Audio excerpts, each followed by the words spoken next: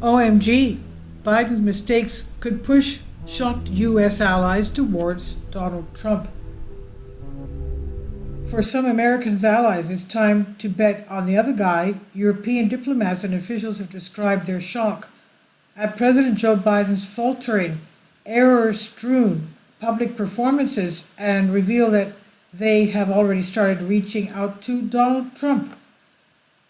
With his poll numbers already in decline, Biden is under mounting pressure from his own supporters and his own party to step aside in favor of a younger candidate like Vice President Kamala Harris to take on Trump at November's presidential election. At first, there was Biden's stumble at the presidential TV debate last month, in which he lost his train of thought, triggering a wave of soul-searching among Democrats and others who worry what a new Trump term will bring. And then on Thursday came Biden's long press conference at the close of the NATO summit in Washington, during which he insisted he was fit enough to serve another term and the best person to beat Trump. And when Biden introduced Ukraine's leader Volodymyr Zelensky as President Putin, quote unquote, there was an audible gasp among Europeans in the room. One of those present texted Politico, OMG. A second added, the European leaders froze on stage, although they did their best to keep smiling and clapping. Nobody mentioned it with the Biden team afterward. Another senior European diplomat in D.C. said colleagues have been busy searching out to those who are likely to join the Trump team for months, setting up meetings, attending the same events, and inviting Trump's allies to dinner.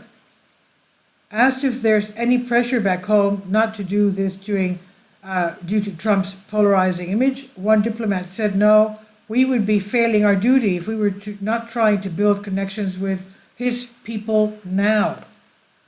The Trump outreach has accelerated, another diplomat said, and predates Biden's latest gaffes. It has been going on for more than a year, the person added.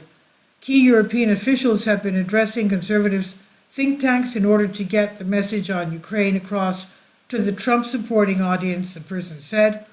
The NATO summit marked the first meeting of Biden and new British Prime Minister Sir Keir Starmer to reaffirm the so-called special relationship, quote-unquote, between the United Kingdom and the United States.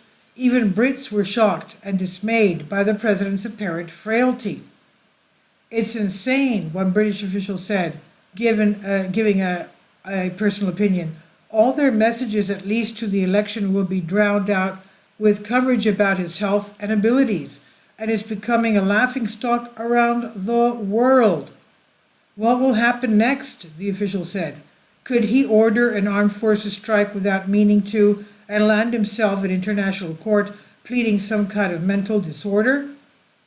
Karen Pierce, Britain's ambassador in Washington, has led outreach efforts with members of Trump's team and senior MAGA Republicans.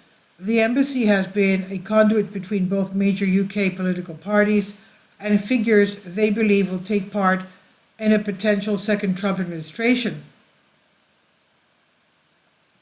Senior British diplomats in Washington are now confident that they have identified the right MAGA Republican strategies and representatives on Capitol Hill who actually have the ear of Trump. A person close to Starmer's Downing Street said, the British embassy is far better prepared now than in 2016, when it made very little preparation for the possibility Trump would win the presidency. A great job has been done by Karen Pierce and her team, the person said. They have not repeated the mistakes of 2016. There is alarm, too, in Germany. It's now clear that Joe Biden sticking to his candidacy will only help Trump, said Roderick Kaiswetter, a prominent Christian Democrat lawmaker on the Foreign Affairs Committee in Berlin in Germany.